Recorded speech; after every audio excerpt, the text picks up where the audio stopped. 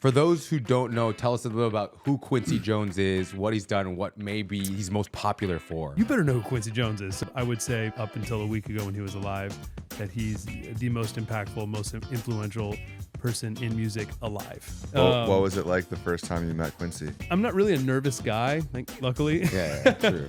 But it was like he walked in the room and it's just like, oh, man, because I've been, idolizing everything he had done for my whole life, essentially, right? Mm-hmm. Like, no, don't hold me to these numbers. Yeah. But I heard something like 75,000 songs are uploaded to Spotify every day. it's at 100 now, 100,000 songs a day. 100,000 songs a day. Yeah. Every day. Dude, I listen to like the same 10 songs. I think the older I get, the more I have to practice intentionally being happy. And I think number one, the most important thing is just gratitude. It all comes from gratitude, because if you're grateful for every moment of all these days, you won't get bummed. Like, you can't.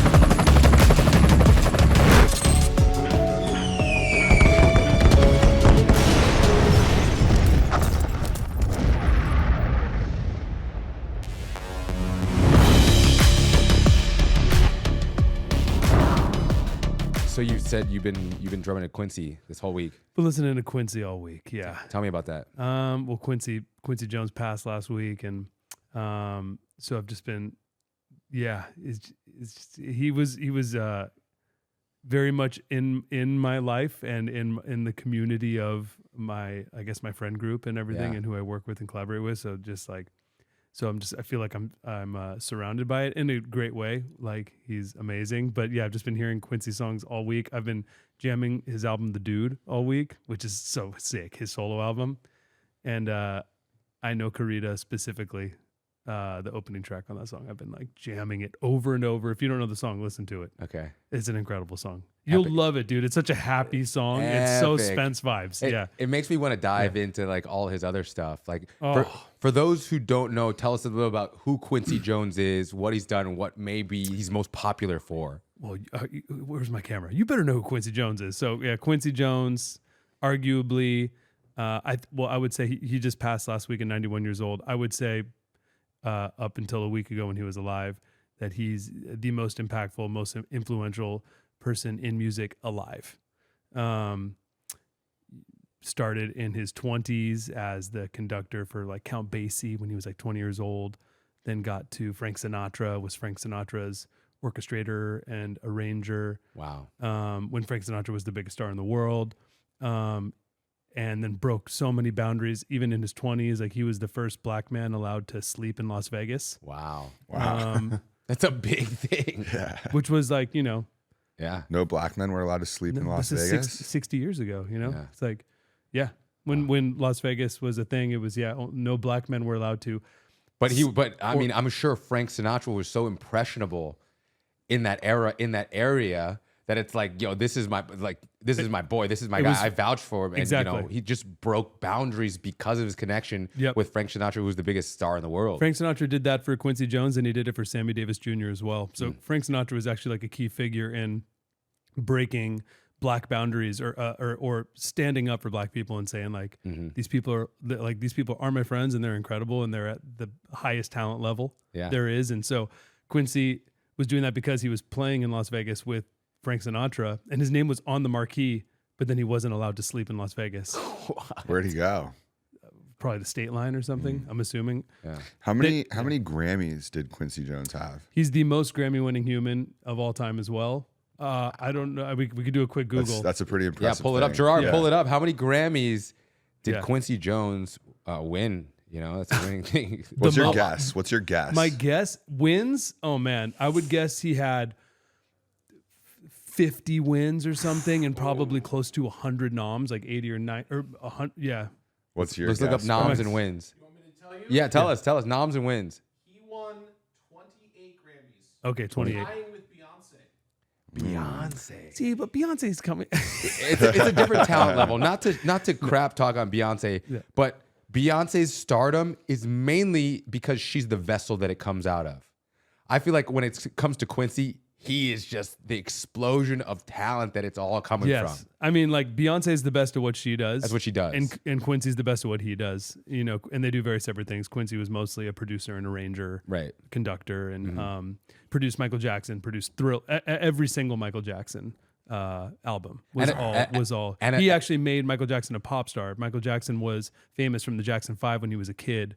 And then Quincy did his first albums to make him a solo pop artist. That was the vision of Quincy. And you know that when that keeps happening again and again, it's repeatable. It's not luck.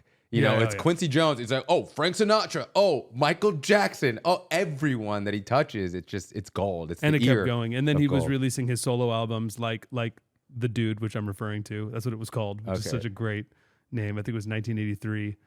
He won a ton of Grammys, and so it was just his solo stuff as well. So you've been playing. Is he singing on the solo stuff? No, it's just productions. He's a trumpeter. Okay. Yeah. So his instrument was trumpet, like when he was coming up and everything. He got famous for his arrangements with like Frank Sinatra, Count Basie, when they were the biggest artists in the world, and he was literally 23 years old from Chicago. Wow. And then he got super, super duper famous as a producer.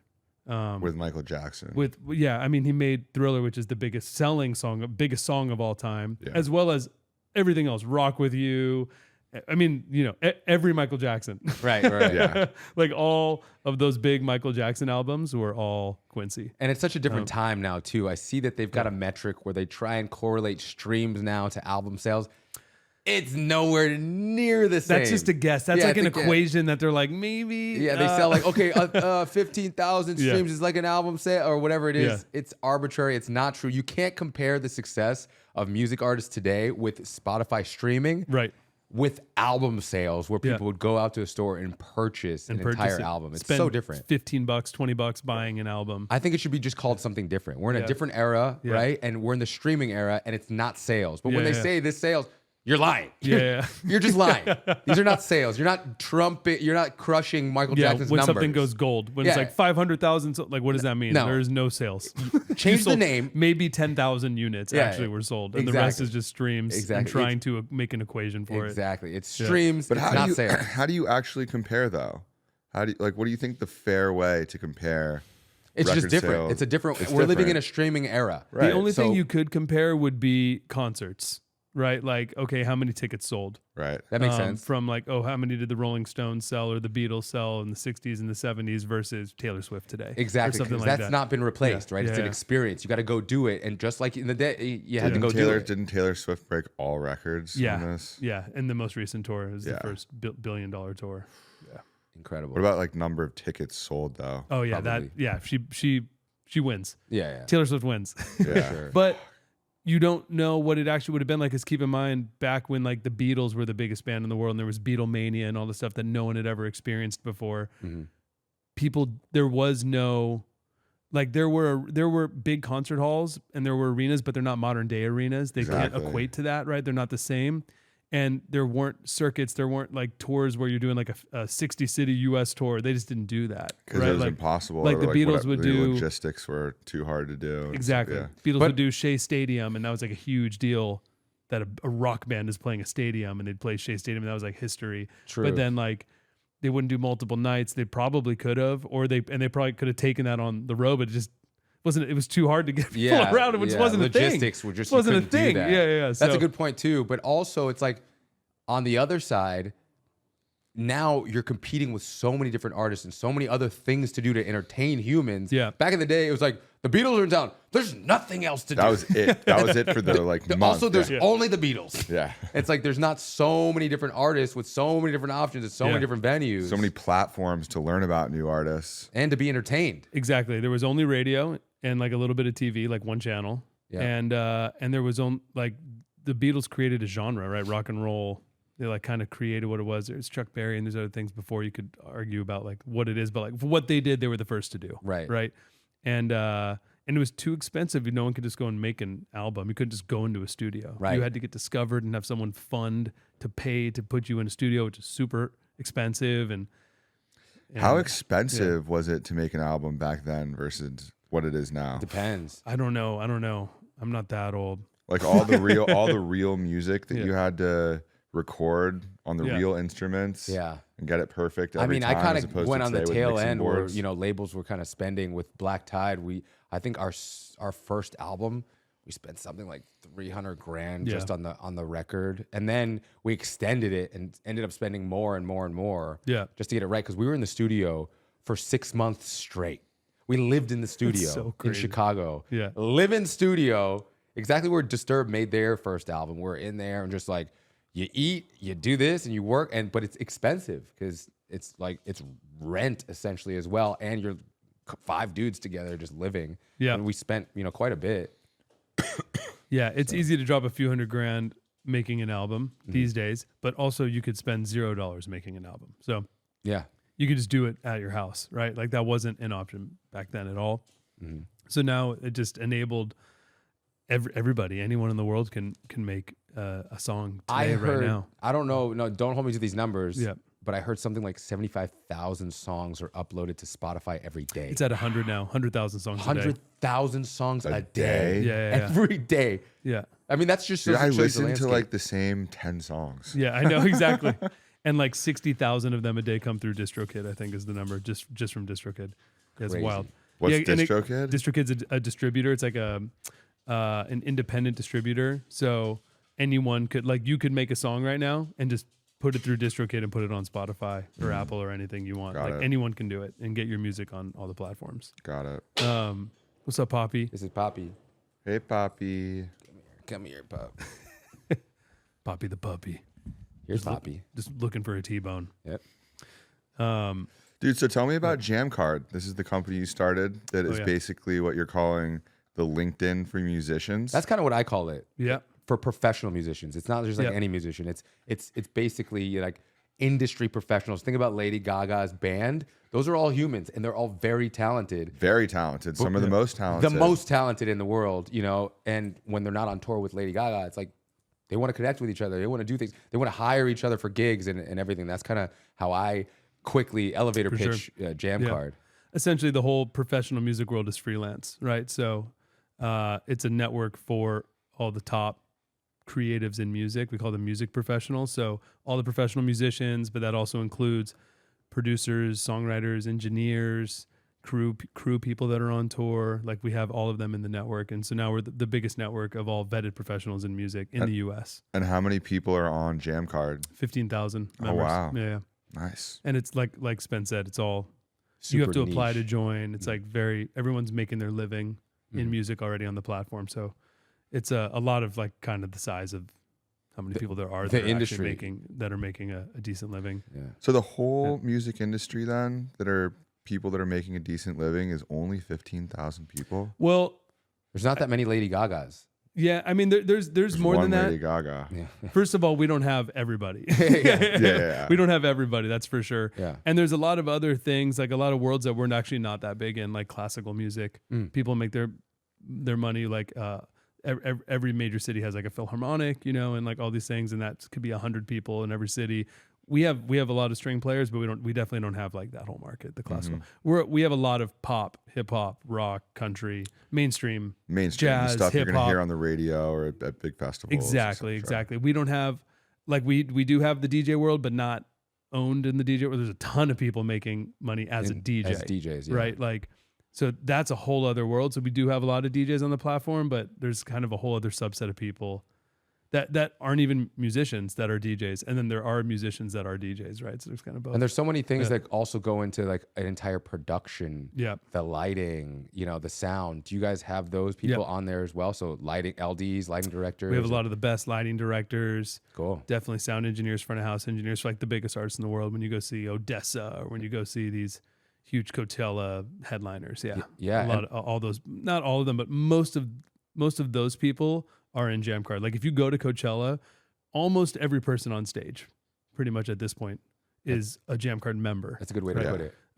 So, and that's really we're like pretty deep in that mainstream world and in that subset of people. Yep. Can that translate over to like movies or other industries, like not just music? For sure. We have a lot of composers, film composers, and arrangers. Or like stage and lighting and like it definitely could. Costume design and it absolutely could. And we have already built that tech stack, so we could just add new skills into it and then open up into the world. Into that world. We haven't done that yet, but one of our investors is from the film industry, and he's been like on me about it. So it's on the Jammcard roadmap. It could be. It's a whole other world. It's interesting because it's not just about what tech features you have built. It's like you have to market to this whole other world. It's got to be a cultural fit. You know, you got to like, you know how hard it is to like make something pop. Yeah, like to make true. Jammcard pop. It's a whole other thing. And then jumping out of the niche as well. Yeah. When Jammcard has made such a massive name for itself within that community. Yeah. I want to go back to Quincy Jones for a second. Yeah. You know, he was actually a business partner of yours and one of the investors in Jammcard really early on. So he understood your vision. Yeah. How did you come to meet him, and how did that story start with you and Quincy Jones? Yeah, man. So I opened up the Jammcard app one day in the early days, like 2017, Jammcard came out officially.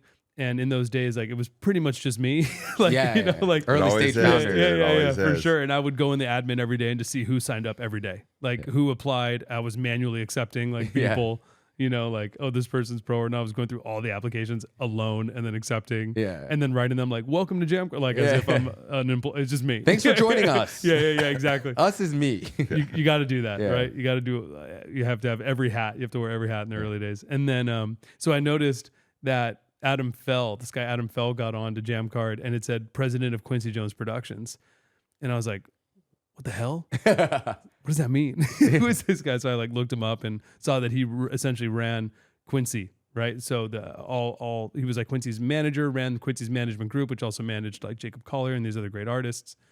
And I was like, oh wow, this guy's awesome. So I just wrote him on Jammcard saying like, welcome to Jammcard. Welcome. Thanks for joining us. Welcome to Jammcard. You know, if you have any questions, let me know. Yeah. Super simple. And he wrote me back. He was like, hey, Elmo, where are you going with this? And I was just like, let's have a meeting. That's a longer combo. I'm not going to write you that. Like, I would love to meet sometime. Yeah. He invited me over to the Quincy Jones Productions office, which was like Quincy HQ, you know. Mm-hmm. I walked in. I was like, oh, this is it. Good old QHQ. This is awesome. Cool. Met Adam. He was super cool. Met Tomas and other people on the team that also ran the whole Quincy empire. They were all super cool. Told them where I was going, what I wanted to do, my path with this, why. Told them my backstory because I toured for 15 years as a drummer. So I'm not just like a tech guy that like, I've got this idea. Let's do this for musicians. I was like not a tech guy and had to figure out how to become a tech guy. Yeah. I was a musician. And so they loved all that. And then they brought me to Quincy.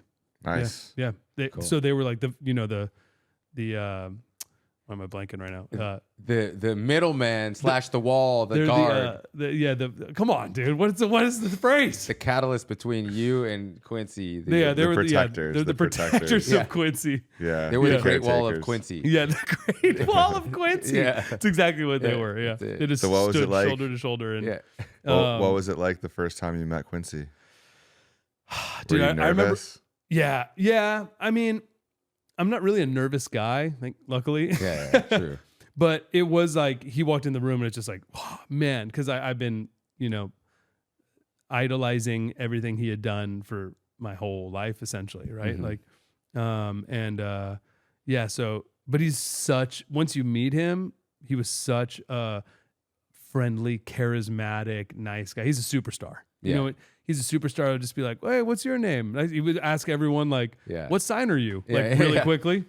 Some people just have that like energy. Astrology sign? Yeah. What sign are you? He would ask what sign are you so early on in the combo. Like maybe even like before your name. Hey, what sign are you? Yeah. So like when I met him, he was like I think he knew I was the Jammcard guy or whatever. And cause he said like, what sign are you? And I was like, I'm a Leo. And he was like, that's why you're a leader. It's like, that's why you're leading this company. I was like, great. That was like our first thing he said to me. Thanks. Let's go. I was like, thank you. Can I get you a water? He's like, I'm good. I got her. You came to my place. He's like, what can I do for you? No. Yeah, man. He so you feel super cool, like super chill with him immediately. Like makes you feel comfortable, and he's super conversational. So he'll just start asking you questions. Then he'll talk. He's an extrovert. And then he invested into Jammcard? He invested in Jammcard, which was incredible. and joined our advisory board. Also. Amazing. Yeah. What was that pitch like? Did you kind of tell him, or was he just like, "Hey, I'm in. You're a Leo." Yeah, he was like, "You're a Leo. I'm put me just in tell for it." Yeah, No, I've got no, a bajillion dollars anyway, so it's nothing. Yeah, people don't even know like the extent of Quincy's impact, even in the tech world. He invested in so many tech companies. Like Really? he was in the first round of Spotify. Wow. Like people don't know that. Or I mean, general consumer or whatever person. Well, that kind of makes sense, right? Because Yeah. if you think of being a startup named Spotify that's set to disrupt the music industry, Go to Quincy. Let's get an industry leader that's going to help us, with because leverage. Quincy he had been. I mean, by the time it's 2017 and I'm doing my startup, he's already 85 and has been a professional for 60 years. He's at seen the it all. Top. It's like 63 years at the top, right? So he was everything from. He made The Color Purple. He made like huge movies that he produced. Interesting. Huge. Oh, that's a movie, The Color Purple. Yeah. Yes. Oh yeah. People are going to attack you in the comments. I don't know Color Purple. They just remade it too. He discovered Oprah. Okay. Like he did so much even outside of music, right? Wow. So he broke like social barriers, music barriers, film barriers. Like, dude was amazing. So, anyways, my point: he was an executive. He was everything. So he had done. By the time I'm seeing him at the end of his career. So I super grateful and fortunate that I was able to essentially be in the last chapter of Quincy, right? Like, sorry, I forgot what exactly the question was, but. So, of course, pitching him, of course, you do want to tell him what it is. And also, like, he's going to understand what I'm building. Right. Like, he was a musician, it struck a chord. Any musician, you tell them them what Jammcard is like, oh, that's, makes sense. Yeah. Oh, I could use that. Yeah, exactly. Exactly. Like, a musician made it to fix problems for musicians. So, so it's an easy pitch to someone in the music industry. They typically understand the need for it, or they have a certain need. There's a bunch of different use cases for why you would need Jammcard. So something will resonate with someone. Be like, oh, I could use it for this, or my brother could use it for this, or whatever, So Quincy came in and invested in that round. That was like our first equity round, I believe. And that was amazing, and joined our advisory board. And then we made a press release also about that too. And like Billboard and Variety and Rolling Stone, everyone picked it up. And it was like, Quincy Jones joins, funding round for Jammcard. And that, what a moment. Yeah, it was amazing. It was a validator, both for me, like, cause as a founder, it's so important to believe in yourself. Yeah. Right. And it's, being a founder is like this every day. It's like, you're like, oh, this is great. And then punch in the face, like, oh, curveballs all the time. So you got to really believe in yourself. So having someone that I looked up to at that magnitude believe in me so much so that he's like, here's money. Yeah. Right. And here's my time. So, and here's my public endorsement, not like a silent, which is massive. Here's my public, put it in. Even Variety, if Quincy Jones put in $1 and then you're able to use his name and belief as leverage for other people just to get associated. Like, I don't know how much he put in Spotify, but I don't know. Just either. to have his name, Spotify probably was able to use that as leverage to get other investors just to be involved with something Quincy Jones. He's an incredible person to be supportive of you and to put his stamp on it, right? Because he's not as they call it in the investment world, the VC world, he's not doing spray and pray, right? He's not just investing in 100 companies, right? And just saying one of them will hit. Hopefully, he was like investing in real intentional things. And Jammcard would be authentic for him. Yeah, super authentic for him. So that was validating for me as an entrepreneur to be like, whoa, okay, I can do this. Like Quincy believes in me. Let's go. And then it was also validating to the music world that either was hearing about me from the first time because they saw that article, which if so, that's a good first impression, is like Quincy Jones backs this new music startup. Or if they had already known me, and maybe they were like, oh yeah, this Elmo's doing this thing. Now they're coming out like, so happy for you, bro. Yeah, how you been? How you been? I knew it, man. Let's do something together, man. We should hit the gym sometime. Chest day? Can you introduce me to Quincy? That's the first thing people ask for. Yeah, that's fine. No, people were super cool about it. I'll never forget this. Actually, this was one of the coolest things ever. This is when I realized that I had actually built a community, like an actual real living community, was when that news got announced that Quincy invested in Jammcard. I posted it, and the Jammcard community was reposting it both in the Jammcard app and on Instagram, and being like, Quincy invested in us, fam. Like, we did it. We did it. Yeah. Nice. Like feeling like a part of it. Yeah. Which is the best thing ever. That's right. Awesome. Like, I was like, that was like the coolest thing ever, seeing seeing our members, acting like and feeling like he's supporting our community. This is our thing, because that's what you want, right? Like you don't want it to be like, this is my community and you're in it. It's like, this is our community. So the fact that, and you can't pay for that, you can't buy ads for that, you can't do any of that, right? That comes from the heart, that comes from authenticity, that comes from people resonating with you and what you're doing, and it's really, really, really hard to do. And so that to me was also me seeing that, oh wow, we have a real life community that feels it. So they felt the positive impact of Quincy investing as well, which I was like, this is the coolest thing ever. You had a pretty good personal relationship with him too. You actually threw, it was like almost a tribute, the JammJam Quincy based, essentially coolest music pop-up party in the world that was specifically for Quincy Jones and his music. Tell us about that a little bit. So we have this event called the JammJam. That's like our Jammcard members only event. Spence has been there it's from the early coolest days. thing that goes down in the music industry. It's basically an underground party with all these best musicians in the world. Underground jam. It's an underground jam. Yeah. But with the best of the best musicians. It's like Fight Club for musicians. Yeah, it's like Fight Club for musicians. That's it. Yeah. But it's also like with love. But mixed with like Boiler Room. Yeah. Boiler Room.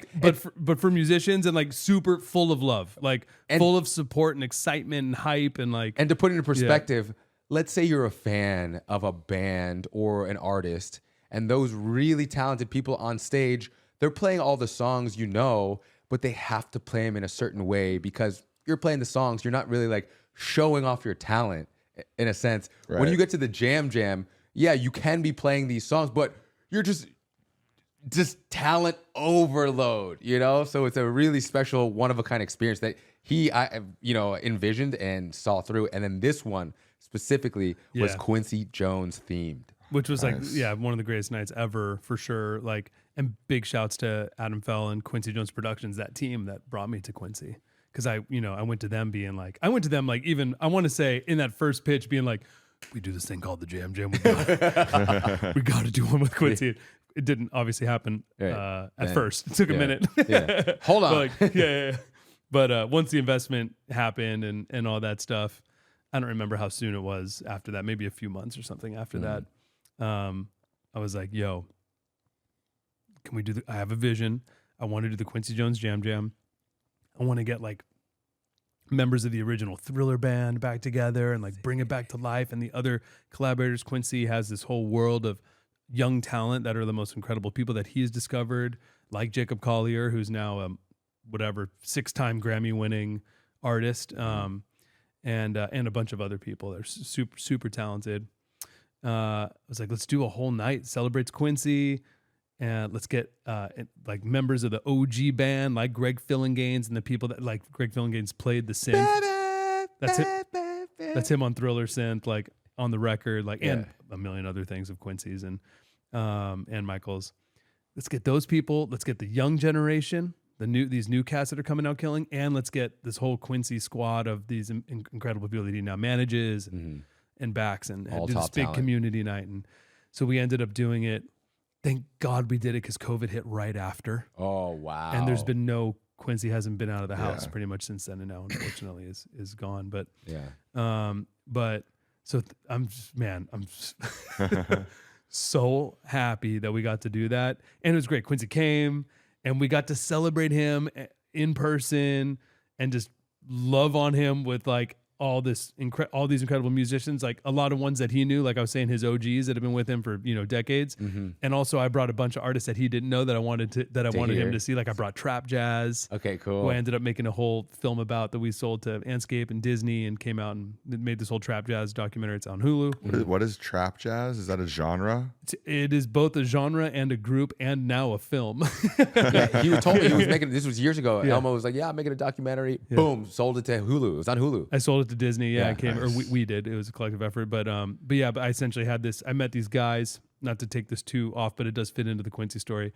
I met this drummer, Devin Sticks Taylor, who at the time was legend. At the time was drumming with Justin Bieber on the huge Stadium Bieber tour, and I saw him play, and I was just like, "This is one of the greatest drummers I've ever seen in my life." The best. We got connected. We hung out. we made friends. He would come over and jam with me at the cave, where Spence and I spent hundreds of thousands of hours drumming over decades. Yep. Spence and I go way back. We go way back. That was my go-to move back in the day. Dude, I just saw the Eagles at the Sphere. At the Sphere, nice. In Vegas. Amazing. And the Sphere was incredible. If you've never been there, like just the production value, the speakers, the lights. Did Quincy do any work with the Eagles? We would need to Google on that. Yeah. Not that I know of. I wouldn't be surprised, but that's not really his sound. Okay. The Eagles aren't really his sound. Yeah. He's a little more funky, groovy. He's more funky, groovy, pop, soul, hip hop, and then of course big band jazz, all that stuff. Like he got owned that world. But yeah, like he was doing Michael Jackson, which is completely different than the Eagles, right? What years was that? Michael Jackson? Yeah, is that the 60s or 70s? I think it started it was definitely the 80s. Those huge 80s? albums, Okay. it was 80s Thriller and all that stuff was 80s. But it might have started, don't quote me on this, but in like late 70s was like Off the Wall. When was Off the Wall? I'm looking it up right now. Okay. Off the Wall, ladies and gentlemen. One of the greatest Michael Jackson albums. 1979. 79. Wow. Nailed it. Tail end of the 70s. Yeah, tail end of the 70s. Yeah, so I don't know if he ever worked with the Eagles. I don't think so. Yeah, no, not Eagles. He didn't really do any rock projects that I know of. Mm-hmm. No rock projects, yeah. I mean, you could pull up a Quincy Jones discography, will blow your mind. Yeah. Just his life story. I can only imagine. His documentary also is kind of incredible. off topic, but so we're talking about Quincy Jones doing stuff in the 70s and the 60s. When does it become the 1900s?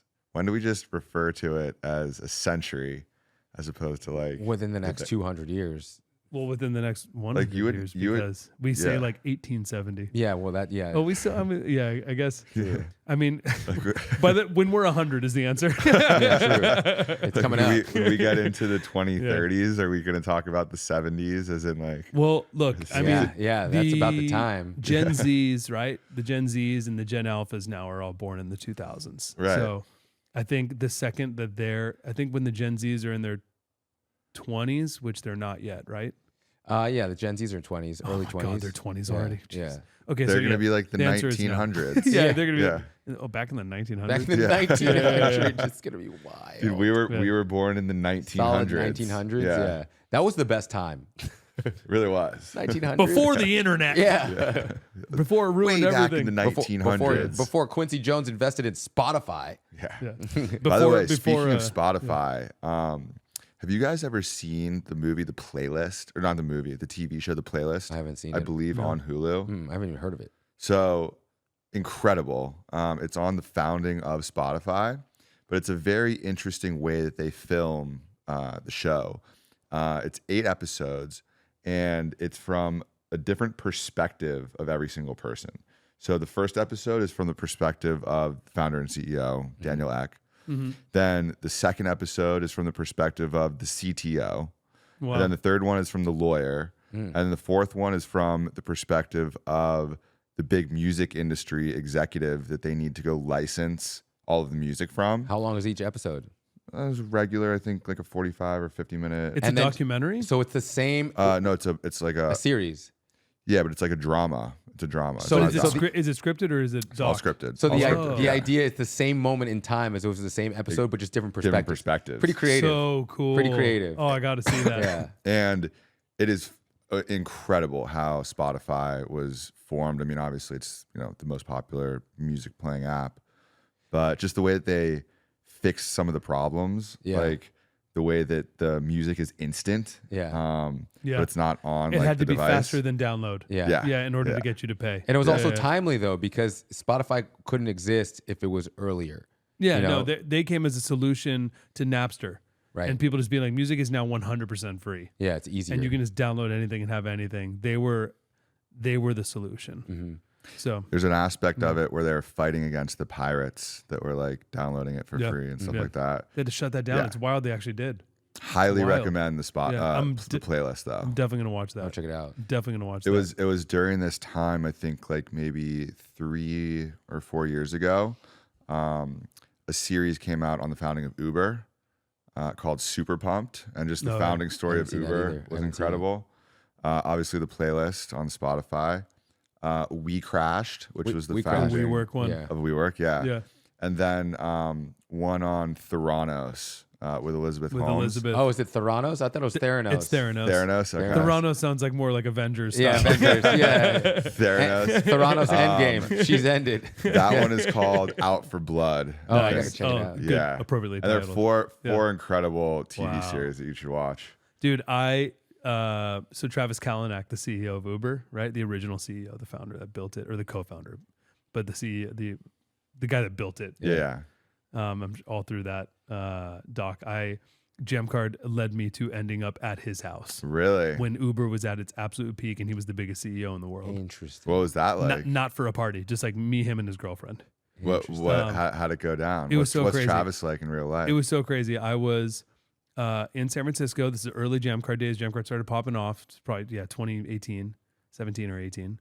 I was at an investor's house of mine because I was speaking at a tech conference in San Francisco. So I was out there for like a night, and I was with my investor at his place, and I got a message on Jammcard from this girl Gabby, who's a violinist, incredible violinist, and we were messaging on there, and she was like, "Oh, I live in San Francisco." I was like, "Oh, I'm here for the night. I'm speaking at this conference tomorrow." She's like, "Oh, okay, great. We'd love to meet up while you're here." And I was like, "I don't really know when we're going to. Like, I speak at this conference and then I fly out tomorrow." So she was like, "Well, are you around tonight?" And it was at, like 7 p.m. or something right now. And I was like, yeah, like, what's up? I have a friend with me. And she was like, "Oh, where are you staying?" And I said where I was in San Francisco, like the Mission or something. Sounds like she liked you. Well, she didn't. Let's go on a date tonight. Well, I also had a feeling. She was like, "You could just come over to my place. I'm just chilling. We could have like a glass of, cup of tea." And I was like, and I had thought from like Instagram and stuff, I was like, I'm pretty sure her boyfriend is Travis Kalanick. Oh, okay. Is the CEO of Uber, right? Yeah. And I was like, "Where are you?" I was like, "Yeah, sure." Like, "Where are you?" She told me where she was, and it was like a mile away from where I was. Okay, so it made sense. So I was like, "Yeah, I'll come by." And I was like, "Can I bring my friend with me, who's my investor?" She's like, "Yeah, sure, absolutely." And I asked him, I was like, "Yo, do you want to go with me to this? It's this girl Gabby's house. I think her boyfriend's Travis Kalanick. He may be home, he may not be home. I don't know, but like, do you want to come with me?" And he was like, "Absolutely, please." Because he's a VC. You're like, yeah. He's like, "Yeah, I want to." He's gonna bring me to Travis's house. He's like, let's take an Uber there. Let's take. We did. You guys take So we took an Uber to the Uber founder's house, and we showed up. And I looked outside, and I was like, "Is this his house?" Because it was a kind of a modest, like a 2-bedroom San Francisco house, not a giant mansion. And he was, a billionaire already at this point, right? So I was like, "Is this it? Is this him? Is this maybe it's her place?" Like, I don't know. I don't know. So she comes out. Hi. She's super sweet. Very, very sweet. Gabby's amazing. She's an amazing musician. We walk in to this little house. We walk in. There's like an Uber lampshade, Uber pillows. Yeah. And I was like, we're in the right this is it. We're here. We're in the right spot. Yeah. And she was like, "How are you? It's so great to meet you." I was like, "Yeah, it's so good to meet you. I'm glad we made it. It's my buddy Neil." Cool. And we're talking. And then Travis walks in, right? And she was like, "Oh, honey, this is my friend. This is Elmo." And he was like, "Hey, nice to meet you." And I was like, "Oh yeah, great to meet you. This is my buddy Neil." I think Neil was like, Yeah. "Oh man." And he was like, "You want a beer?" And I was like, "Sure." And he handed me a beer. And I'll never forget, he gave me a Uber bottle opener to open the beer. Was it like a black car or like a Yeah, it was just like a little guy. And then so we hung out. He was super cool. It was just the four of us, with Gabby and him and Neil and I, and had a good time. Like, very modest house, right? Yeah. Like, clearly this was his house from before Uber. Right? Yeah. And he's just still in it because why? There was so much I learned from this night. I'll finish this and then get to all my learnings. Yeah, right? let's hear it. Yeah, that's what I want to know. It was such an eye opener to me in terms of execution and focus. Cool. Right? Because he's a billionaire at this point, and here he is with his girlfriend. This is clearly his, like, must be his house from before Uber, right? And then we hung for like an hour. Then all of a sudden, it's like 10 p.m., 11 p.m. or something, right? At this point, this guy Ryan walks in, who I realized later is like the number 2 of Uber Forgot his last name. If you Google it, Ryan Uber, whatever. Ryan. Uber it Ryan, pops yeah. up. Yeah. Yeah, I think I had an Uber driver named Ryan, so I don't know. It might have been him. Pop up. Yeah. So I met him and we hung out. He had a beer with us, and then Travis was like, "All right, bye guys, good to see you. We're gonna get back to work." And then he started walking to his bedroom with Ryan, just like this little bedroom in this little house. And Gabby was like, "Oh, honey, what are you working on?" He looked and he said, "Maps." And then he walked in and closed the door, just him and Ryan, right? Ryan Graves. Ryan Graves. Yeah. Okay. What is his title? He was. I gotta look. He was like number 2 or number 3. Yeah, to her. okay. Like, yeah, right. So anyways, so he was just like, "We're Maps." And then he walked into his room, and then she looked at me. She's like, "Oh, yeah, he's been working really hard. They're trying to make their own like Google Maps." You know, I was like, "Cool." Interesting. What? So I was just like, "Oh my God." So learnings, right? Here's a billionaire in his modest house, right? Super focused. He could have gone and gotten this big ass mansion, could have bought $100 million house, $50 million house, or whatever. It's distracting. Mm-hmm. He's in operation mode. You can't build. He was still building Uber. Yeah. It was already huge at this point. It was already fully at scale. We were all already using it What all year the was time. this? 2000, either 17 or 18. Okay. Yeah. Already fully Massive. at scale. Massive. Already fully at scale. Yeah. Uber X exists. Yeah. Uber Pool, I think, was happening at that time. I Yeah. used to do Remember Uber Pool all the time. Yep, yep. Instead of buying a massive house, he bought a beer opener. Yeah. We had Uber stuff everywhere, That's cool. which is it's so startup. Yeah. Right? You know, like Uber little like pillow shams Yeah, and like yeah. an Uber lampshade. Yeah, like yeah, just exactly. Uber was everywhere Yeah. in his small place. Like I'm talking the size of this. Yeah. This was like the living room. This was it. I'm gonna stay Yeah. here for a while. You hear that? I'm gonna Yeah, here stay for a while. focused. Stay Yeah. focused. Yeah. You got too many bedrooms. Yeah. So that really impressed me because he clearly was just like, he had that house from before. Uber started popping off. He wasn't going to take time to move, design the new house, make it his dream pad, blah, blah. Yeah. He was still in execution mode. So he was focused. He stayed in that modest house and kept going with Uber for years. Uber had already been huge for several years at that point, right? Mm-hmm. So that was one huge takeaway. And he's got his girlfriend, so he's not out like being an idiot or Yeah. whatever. Then, so 2. Number 3, Ryan comes over, and just the two of them, first of all, it was like a Monday night or a Sunday night, right? And here they are at 11 p.m. going to his bedroom to go work on maps. Grinding, right? dude. Grinding. 11 p.m. at night. He definitely worked all day that day. He probably had, I can only imagine. If I work that hard, he definitely does if he's running Right. Uber. Yeah, Right. exactly. So, and here he is. And also, so still working at 11 p.m. or whatever it is on that night. And it all comes down to it all starts with just 2 people working on something, right? Even at Uber at that point, definitely had thousands of employees and then hundreds of thousands of drivers or whatever. Mm. And it's just like the 2 guys in the room being like, "Hey, how do we make this?" They're like, working on maps. What can we do? What if we try this? What if we try this? So you think like, I don't know what you would think. You might think everything is at least a 10-person meeting or a 20-person meeting when it's a $1 billion company, but it's just like 2 dudes in his bedroom, just like working, just shedding on something. So that to me was just like, man, super inspiring. I'll never forget that. A couple years after, he ended up getting removed, Yeah, yeah. and then the whole everything. Yeah, him yeah. and Gabby broke up. Yeah. And sold his house. Yeah, got the big house. got Yeah, the big I house. think when he got removed, and he was like, "I'm still a billionaire." Then he was like, "Cool, I'm not running this company anymore." I'm Giant out. house. Now it's time. That's an incredible yeah. story, though. Yeah, but And it was- those are important learnings and takeaways. Definitely, yeah. So a lot. I've been lucky to have so many super incredible people in my life, whether it's just for a moment, like I never saw Travis again. I saw him one more time on another thing, but that was my one bonding night with him. Mm-hmm.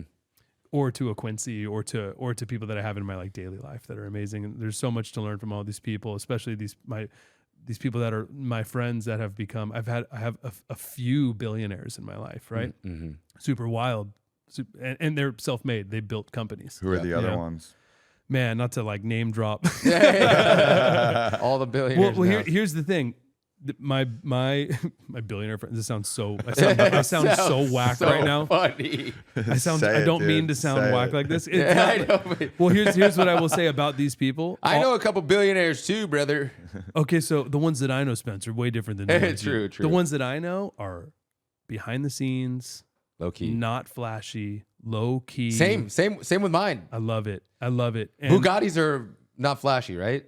Wait, I want to know. Neon green Yeah. house. It's not it. flashy, right? So it's like founders of huge companies, right? So some of them are my investors and others are just my friends. We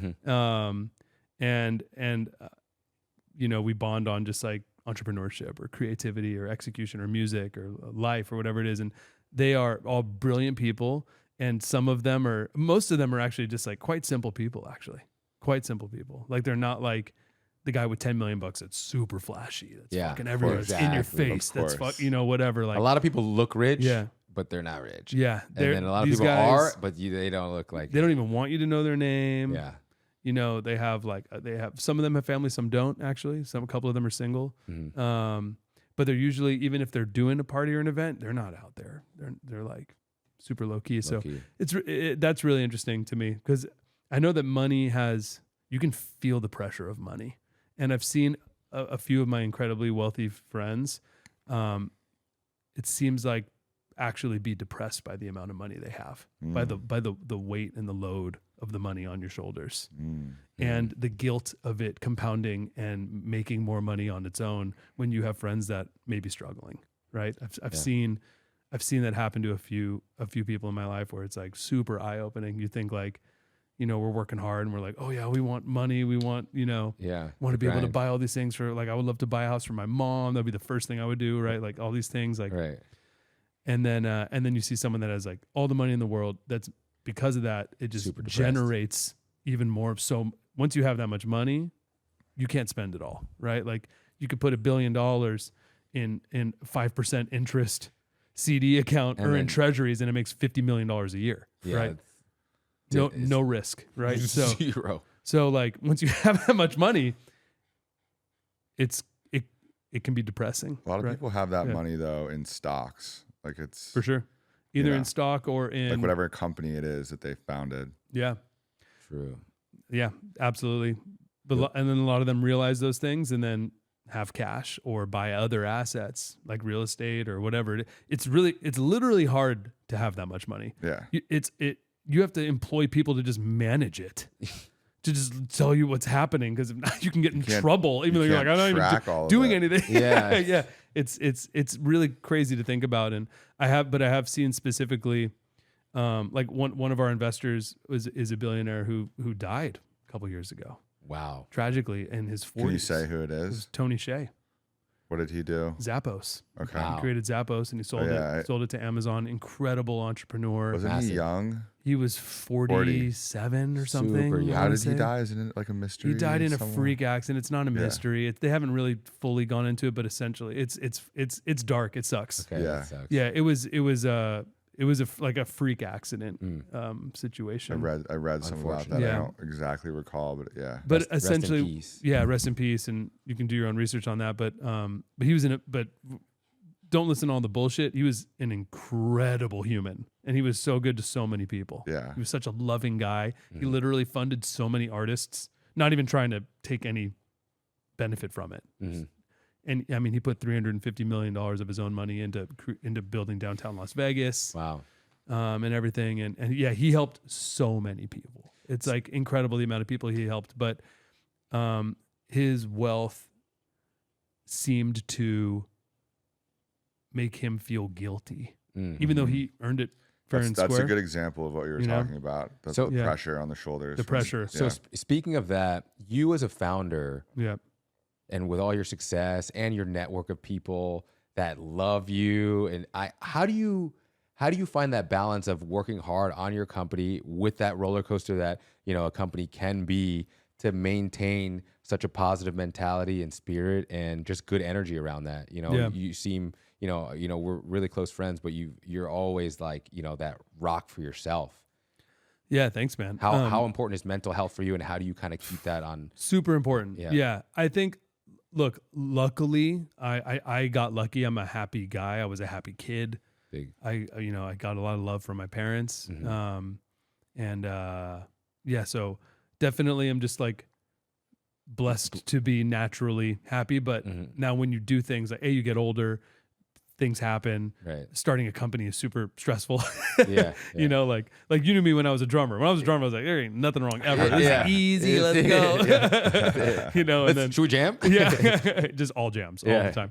And then in starting a company, payroll, employees, raising money, making sure there's enough money in the bank all the time, lawyers, and blah, blah, blah, blah, blah, blah. People wanting something from you, people pitch, trying to get your ideas across, like all the and you things. wanting to help people, you kind of don't always want to say no. You want to help, but then it's also your time. You only have so much time. Exactly. So I think the older I get, the more I have to practice intentionally being happy. And I think number one, the most important thing is just gratitude. It all comes from gratitude because if you're grateful for every moment of all these days, you won't get bummed. Like you can't. 100%. You can't. If you're actually legitimately grateful. Perspective. Because the second, it's all perspective. Yeah. The second you're like, oh, this or whatever's going on in this world, you're going to be like, yo, I'm so lucky right now. You like, get to do that instead of you have to do it, right? You know, like whatever it is. Like I was pissed the other day because I went and met with a private equity firm in Brentwood. Yeah. And the meeting ended at 5:30, went 2 hours, and I had to drive home. It was an hour and a half. In traffic. Like, this sucks. You know, like, of course. And I was like, wait. I'm so grateful that luckily I don't have to do this every day. I don't have that commute. And then I feel empathetic for the people that do have that commute because the reason why I'm surrounded by all these cars and this sucks is because all these people do this every day. Every day? That's wild. Yeah. Right? Like, and they're not getting paid for and that. you were just leaving what sounded like a very good meeting. Hopefully will become one because as an entrepreneur, you got to have 100 of those to make one of them happen. True. And so in that meeting, that meeting could be a meeting that ends up writing a check that does incredible things and opens amazing doors. It could also be a no. Yeah. You know? True. And there's more no's than there are yeses. A lot more no's. You just got to take all those no's and just keep going. And you can't be at all, you can't let anyone get in your way of you going forward. So if they say no, you're like, cool, I'm bringing it to the next person. I'm bringing it to the next person. All you're doing is presenting opportunities to people. So like if I pitch an investor, I'm just bringing them an opportunity. I'm not like, will you invest in my company? Will you give me money? No way. Never saying that. It's like, I'm doing this. Here's my plan. Do you want to be a part of it? Here's an opportunity for you. Here's what it'll look like if you do want to partake in it. Well, speaking of that, you know, there's a lot of advice, I think, online between professionals in the industry that have, you know, had repeatedly made successful businesses and this is how I should raise money. This is how I raise money. But they don't necessarily talk from the perspective of a first-time founder that doesn't have a tech background, that doesn't have a founder background. You're a musician that, you know, created this company from scratch and then had to go out, teach yourself how to raise money and do these sorts of things and successfully have been able to do that. I think advice from you for first-time founders that are going to do something, like what are the top 3 things or a couple things that you would recommend when it comes to raising money for their idea from not an industry perspective? Absolutely. Number 1 is be careful who you take money from. Number 1 piece of advice, because that person is buying a front row ticket to your life, right? Anyone that gives you money, whether they give you $10,000 or $1 million or more or whatever, they're in your life until you exit that company, which may be 20 years, right? Who knows? Depending on your path, it's going to probably be at least 10. Very rarely is it less than 10. So be careful who you take money from. Most important piece of advice. Number 2, I mean, pitching is hard. You have to be confident and you have to have every single answer to every question they're going to ask. So put yourself in their shoes and try to think before you have this meeting, like, what do I think they're going to want to know? Preparation. Yeah. And what happens when you don't have the answer to something that they ask? If you don't, do not pretend. Don't just BS. Like when I was in that meeting the other day that I just referred to, they asked me a question I didn't know. And I was like, that's a great question. I don't know the answer to that. I'm going to find out and get back to you. Yeah. Like that's transparency. It's transparency. It's honesty, because they may know the answer and you don't know. And then you give a fake answer and they're like in your head, like, yeah, that's wrong. Done. Over. That's wrong. Gone. Don't trust you. You know, like, because that's the thing is then once you do have investors, and this took me a minute to learn. Like when I first had my first investors come in and everything, I would send investor updates. That was just like, hello, investors. Everything is going great. Here's all the good news. Okay, bye. Yeah. You know, it's like, yo, be honest to your investors. Like, these are incredibly smart people that have given you money. Yeah. They've gone through the hard things, right? Potentially help. So Right. so actually, this is a very good segue. What are some of the hardest challenges that you faced? Like, what are some of the bad things in growing the company? Dude, it's money. Money is hard. The hardest thing for running a company is, do you have enough money to run the company? Yeah. Fuel. And the bigger you get, the more expensive it is. Your burn goes up every single month, right? So, and if you're an early startup, you most likely are not profitable, because almost none are, right? It takes a long time to get to profitability unless you are a incredible, either lucky, talented, whatever it is that gets you there. Very rare though. So just cash flow is incredibly hard. And then you have to be able, as the founder, when there are those crunch cash moments, you can't show stress or that, oh, it's going to fall apart. Oh, whatever. You got to be like cool as a cucumber, strong. Yeah. Like, we got this. Tell your investors or whoever needs to know, because they may be able to help you. Mm-hmm. You know, if you're about to run out of cash and you don't tell your investors, we're about to run out of cash, because you're like, oh, I don't want them to think I don't have this. Oh, and I go talk to other people, and then you run out of cash. Then you're going to tell them like, hey, we're out of money. I'm sorry, we're out of business. They're going to be like, well, why didn't you tell us? Yeah, you should have told us. I could have invested more maybe. And especially back then I could have, but maybe their funds are allocated now. Yeah. And then they can't now. Yeah. Bring your problems to your investors. You know, absolutely. Because you guys are on the same team. You're on the same team. Like, they know you're not fooling them. They've done this before, right? Yeah. If they're a professional investor, a sophisticated investor, as they're called, they've invested in tens or hundreds of companies, right? And they may have been operators themselves before they were an investor. And in that case, they know, they're like, oh yeah, your company's just going great. Yeah. Yeah, right. Yeah. Yeah, right. It seems to me like you're probably out of cash. Like, dude, even Spence and I, like, you know, you and I talking about Sweat Sonic. Yep. It's like, you can tell me, this is good, this is good, this is good. And then I'll just be like, great, dude. Congrats. Yeah. Or you can be like, man, I gotta figure this out. And then I'll be like, dude, have you tried this? Yep. You know, like, dude, tell. Elmo's actually been a good, you know, I've been bouncing a lot of things off from him. He's been giving me some great advice on the journey of Sweat Sonic. He told me about his idea for JammCard when it was on a whiteboard years and years and years ago. Nice. And then he's got an app now. He's made a massive impact in the world. And then kind of similarly on the flip side, you know, I used to be a drummer, and then I'm like, all right, here's my idea. I flipped it out. Now he's been giving me really good advice, you know, on the come up of Sweat Sonic. And, you know, he actually has the app on his phone, early stage from test flight, and he's giving me some really good feedback. And we've implemented a lot of those changes, actually. Nice. That's great. Yeah, I want Spence to win just because he's the homie. And also, I want Sweat Sonic to win because if he does it right, that'll be beneficial to me, because I want to use Sweat Sonic. It sounds tight. Yeah. If I can have a gym in my pocket at my house or at the hotel room or whatever, I don't need weights. That's my shit. Yeah, it's wild. I would love that. Like, make Sweat Sonic awesome. Yeah. Here's how I think it could be awesome. Yeah. My cheeks are on fire from Sweat Sonic last night. Same. My legs are dead. Quick workout. So definitely. Oh, here's another super valuable piece of advice, which I didn't have at first in being a first-time founder.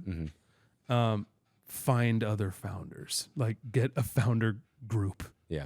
Because it's like therapy. You mean to be a co-founder, or just like that you can get advice from? Friends, network, advice from people. Vent to, have them vent to you. You can learn from their mistakes. They can learn from yours. Yeah, because a lot of people don't understand the same kind of things they go through. Only a founder understands what founders go through. You know, like, so even if it's just once a quarter, you and your 3 or 4 or 5 founder buddies just go together. Oh, what's up? You go get dinner, and then you're just like, so what's up? Like, what's going on that's hard? And you can just be like, bruh, this almost killed us this month. Man, I had to do this, or I'm feeling this right now. So just to be able to have, it's therapy, man. It's therapy. Yeah. Like, and I didn't have that at first. I had musician friends, and that was it. I didn't have investor friends. I didn't have engineer friends, programming friends. I didn't have founder friends. So now I have all those mentors groups. or people that you can go to for advice that have experienced what you're experiencing. We've actually had quite a few founders on the XTRAordinary podcast. So if you guys want to, like, if you don't have founders in your network, you could just watch the XTRAordinary podcast, like and subscribe and share. Yeah, share it with other founders that you may know soon. We never did the intro for this. We've got a lot. So like, subscribe, and share to the XTRAordinary podcast. Let's go. Yeah, and that's the other thing is, I mean, the tool of the internet, man, use it. Yeah, if you don't have anyone in your life, if you're in an area, maybe there's no founders in your area, or you live in the middle of nowhere, rural area, whatever it is, use the internet. Use the internet. Use the internet, whether it's just learning from people on these podcasts. There's so many incredible, brilliant people speaking. Yeah, subscribe for sure. Subscribe. The Extraordinary Podcast is pretty much the only podcast that exists on the internet. Yeah, pretty much. Pretty extraordinary. So many founders, including 3 right here. Yeah, right here, right now, live. That's it. And reach out to people. That's the other thing. Like, I have met some really incredible people from just reaching out online. Travis Kalnick. Shoot your shot. Yeah. That came about like a weird way, right? You never know what's going to happen. That's the other thing, is just staying on your path. So much of this is staying on your path. Like perseverance and resilience wins. You have to keep going through the hard times. All right, because you're never going to make it if you can't do that. First of all, the hard times are there, no matter what, whether it's on day 1 or day 100 or day 1,000 or the whole time. The whole time, you gotta push through that and like stay focused, keep going. just don't quit. Maps. Don't quit, because you don't know what's there. It Like, takes some people could be a 40 year from now. years, Yeah, but the only way for them to get there is to not quit. That's certainly, you just don't quit. absolutely. And hopefully you're working on something that you enjoy. And you're learning every day. Whatever you're working on, you're getting better at. Hopefully, if you are learning from your mistakes and everything else, right? And you're meeting people every day, and you're going to go. You may like JammCard, for example. I had an idea for it to be this thing, right? But as you're chasing that dream and you're going there, you may start getting these other learnings that bring you over here, and then you're like, wait a second, I need to start this company. And that could take 4 years to get that realization, or whatever amount of time, right? So that's why it's all just part of the journey, right? Or maybe your company doesn't make it, but one of your investors is like, when you tell them, hey, it didn't work out for these reasons. Here's the reasons why it didn't work out. Here's my learnings. I'm sorry, I tried super hard. If your investors saw that you have been trying super hard this whole time, they're not gonna be mad at you. They're gonna be like, yo, you tried as hard as you could. Go. Great. Like, that's it. If you're lazy with it, or like, don't be a flashy idiot. Here's my Bugatti. Yeah. Don't spend investor capital on personal things like that. But because you don't know, like that investor then may be able to give you an opportunity.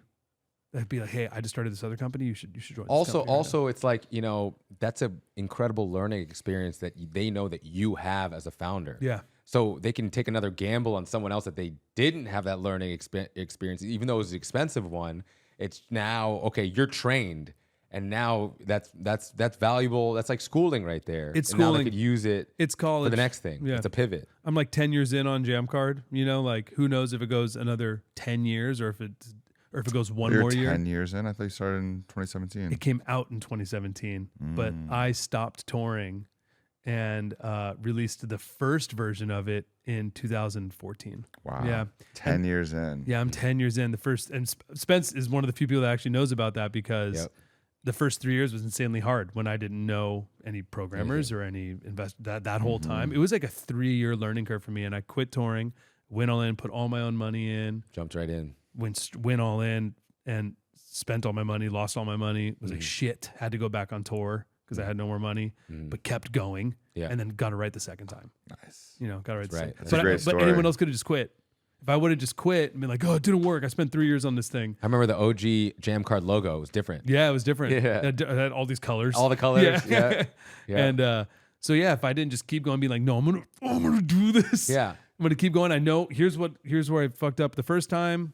Well, it's smart to adjust, right? You Yeah. You shouldn't keep doing the same exact thing if there's no growth. You're not getting advanced in some way, and then you just adjust and you keep going. Got to iterate. Got to go hard. Yeah.